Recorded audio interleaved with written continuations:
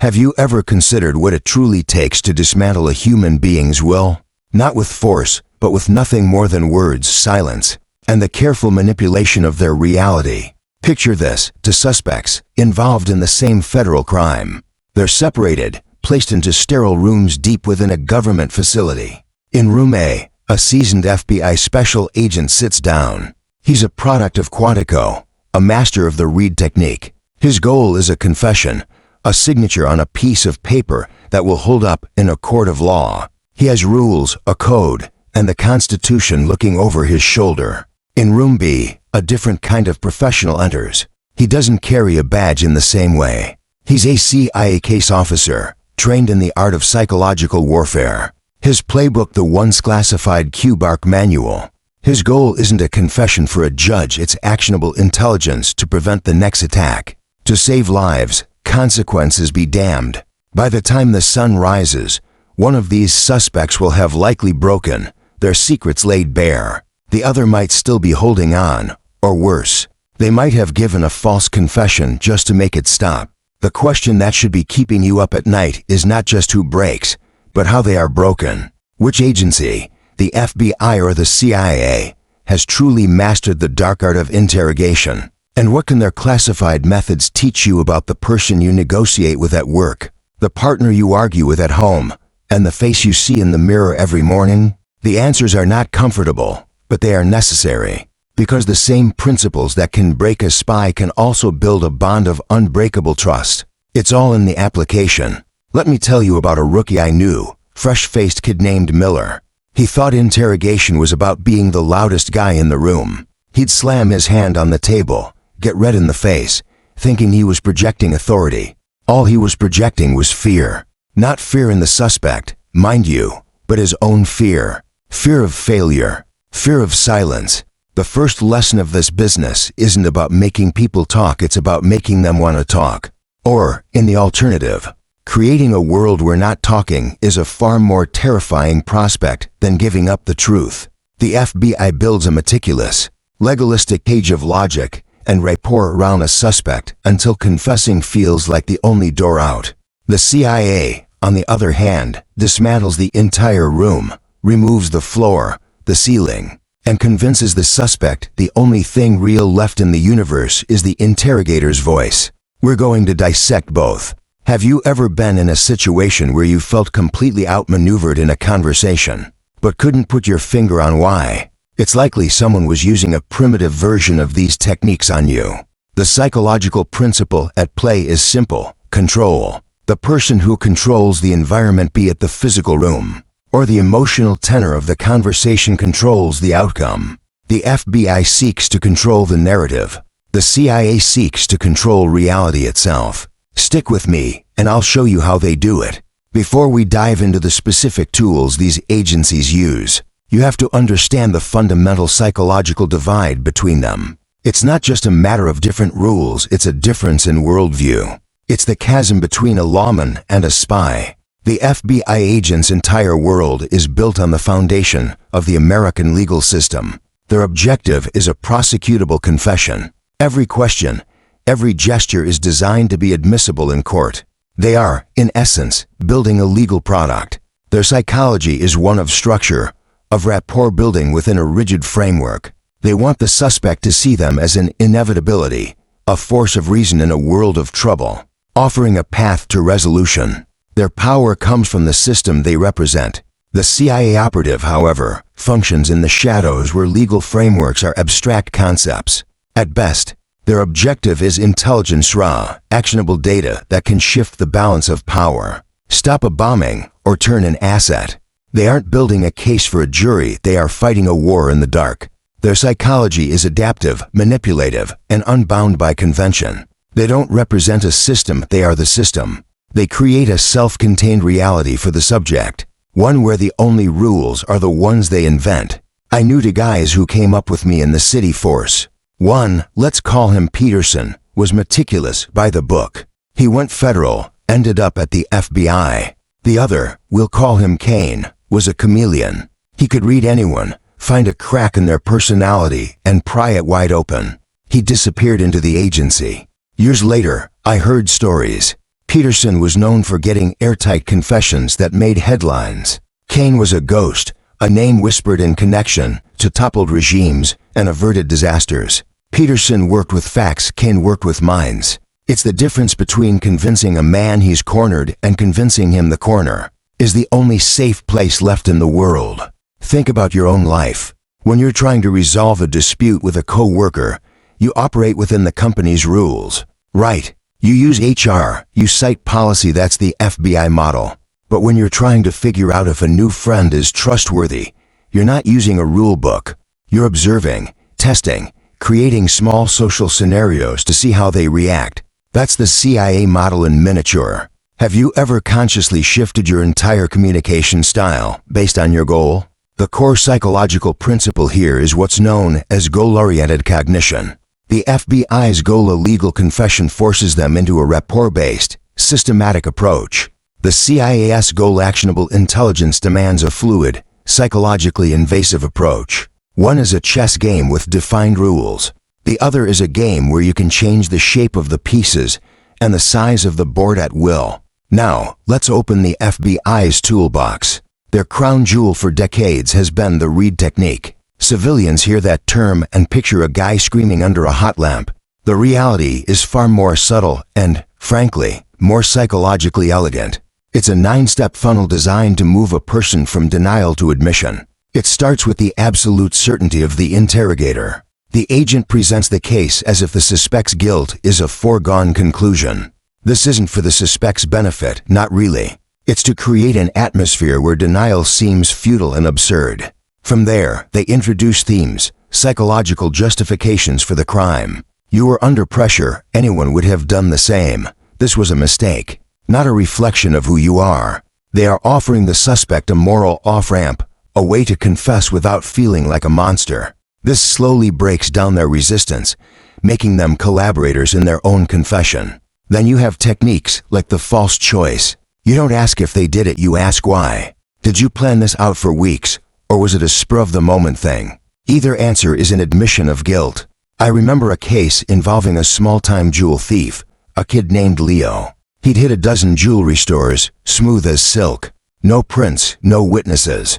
We finally brought him in on a hunch. He was cocky, smiling, denying everything. My partner was getting frustrated, ready to go the loud route. I held up a hand and took over. I sat down, slid a folder across the table, it was mostly empty, and just looked at him. I didn't say a word. The silence stretched. 1 minute. 2 minutes. Leo's smirk started to twitch. People, especially guilty people, cannot stand a vacuum. They need to manage your perception of them. Finally, he blurted out, "You got nothing." I just nodded slowly. "You're right, Leo. We don't.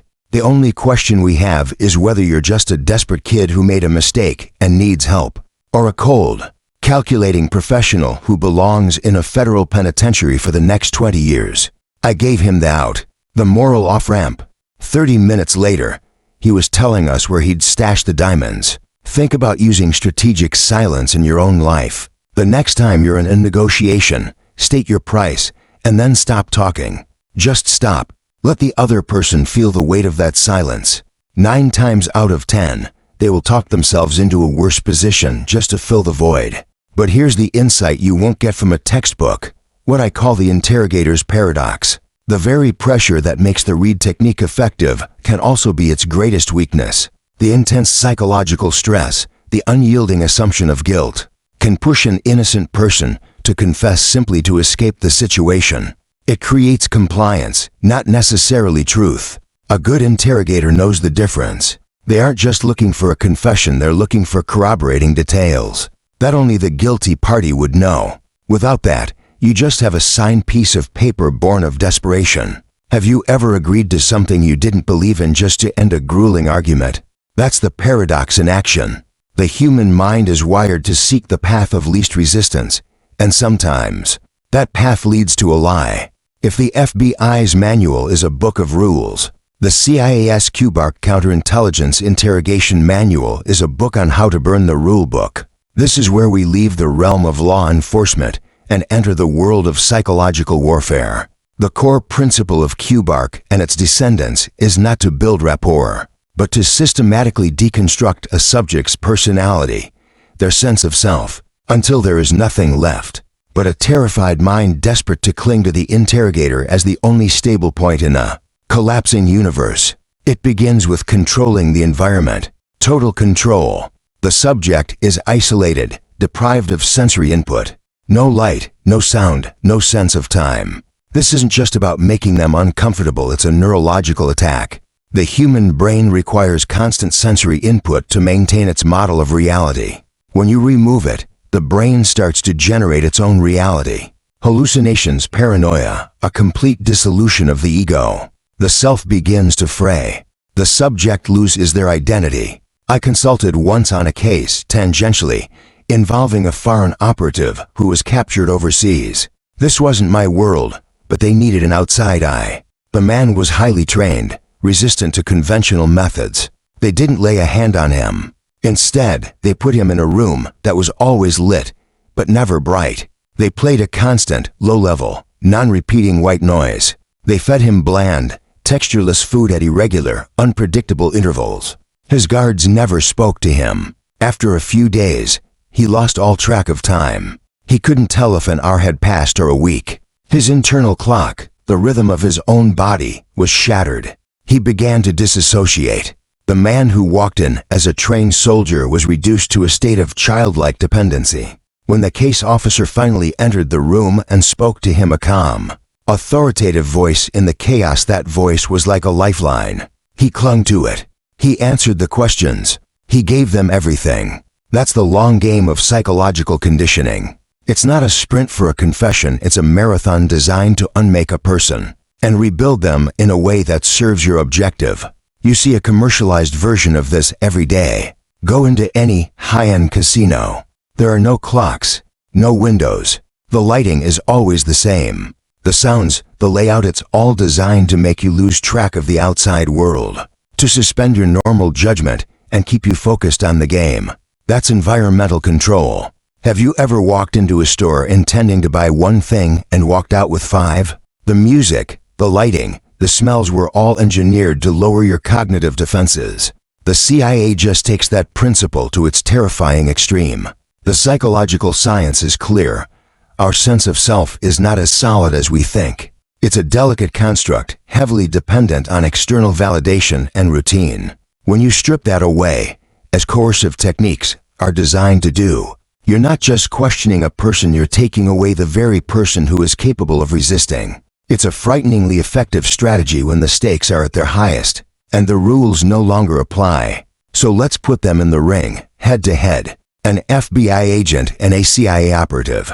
Where do their tactics shine, and where do they fail? It all comes down to context, the environment, the objective, and the clock. In terms of speed, the FBI is methodical. The Reid Technique is a process. It takes time to build rapport, to break down defenses piece by piece. It's like a surgeon performing a complex operation. Every cut is precise, documented, and deliberate. The CIA's approach is built for speed and adaptation. In the field, you don't have weeks. You have hours, maybe minutes. Their tactics are designed for rapid psychological disorientation. They aren't performing surgery, they're battlefield medics stopping a catastrophic bleed by any means necessary. Then there's the question of ethics. The FBI agent operates under the immense pressure of the law. Every word is scrutinized. Get it wrong, and a murderer walks free on a technicality. Their ethical boundaries are their guardrails. For the CIA operative, the ethics are pragmatic and mission-driven. The guiding question isn't, is this legal, but will this save lives? It's the classic trolley problem on a global scale, and they are trained to pull the lever. The most critical difference, however, is the desired outcome. Let me give you a scenario. A child is kidnapped. The suspect is in custody. The FBI's primary goal is to get a confession that proves the suspect's guilt, beyond a reasonable doubt, leading to a conviction and ensuring he never harms another child. They will methodically work him, ensuring every step is admissible, even if it takes longer. They are building a case for the past. The CIA, if faced with a similar scenario in a foreign country, say, the kidnapped child of a diplomat, has a completely different objective. Their goal is to find that child right now. They don't care about a trial. They care about a location. They will use disorientation, fear manipulation, any tool at their disposal to get that address before it's too late. They are fighting for the future. One is a historian, building a perfect record of a crime. The other is a prophet, trying to prevent a tragedy. Think about a crisis in your own life. Your house is on fire. Do you sit down and draft a meticulous, step-by-step plan for how to exit, ensuring everyone follows proper procedure? Or do you scream, grab your family, and get out through the nearest window? The FBI's methods are for the world where we have time to build the perfect case. The CIA's are for when the house is on fire. Have you ever had to abandon a carefully laid plan in favor of a fast, messy, but effective solution? That's the choice these operatives face every single day. The FBI is trained for a controlled environment, their interrogation rooms. The CIA is trained for the hostile, unpredictable conditions of the real world. One is a master of the chessboard. The other is a master of surviving a knife fight in a dark alley. Both are experts, but you wouldn't send the chess master into the alley, and you wouldn't ask the brawler to win at chess. So, after all this, what's the use to you? You're not interrogating foreign spies or hardened criminals, but you are negotiating, persuading, and trying to understand people every single day. The principles, stripped of their extreme applications, are incredibly powerful. Let's talk about how to use them ethically. From the FBI's playbook, the most valuable tool is rapport and strategic silence. The next time you're in a disagreement with your spouse or a friend, don't just wait for your turn to talk. Actively listen. Summarize their position back to them. So what I'm hearing you say is, this builds rapport. It shows you're engaging, not just reloading. Then when you've made your point, be quiet. Don't fidget. Don't fill the space. Let your words hang in the air and do their work. Give the other person the space to truly consider what you've said. This simple combination can de-escalate conflict and lead to genuine understanding, rather than just a ceasefire. From the CIA's playbook, the key takeaway is the power of environmental psychology. You need to have a difficult conversation with your boss about a raise. Don't do it over email. Don't do it in his office, where he holds all the power and is surrounded by his own things. Suggest going for a coffee. A neutral space changes the dynamic. It puts you on a more even footing. Or maybe you need to connect with your teenager. Don't do it with a formal sit-down at the kitchen table, which feels like an interrogation. Talk to them while you're driving or shooting hoops. The shared activity lowers their defenses and encourages a more open, honest dialogue. You're engineering the environment to foster the outcome you want. Are you conscious of how your surroundings affect your mood and your decisions? Start paying attention. It's a silent, powerful force in every interaction you have. Now, a word of caution, and I need you to listen closely. There's a razor-thin line between influence and manipulation. These tools are potent. I had to let go of a promising young detective once. He was brilliant at reading people, but he started to enjoy the power too much. He pushed a witness in a murder case, subtly twisting her words, using fear to make her more certain of what she saw.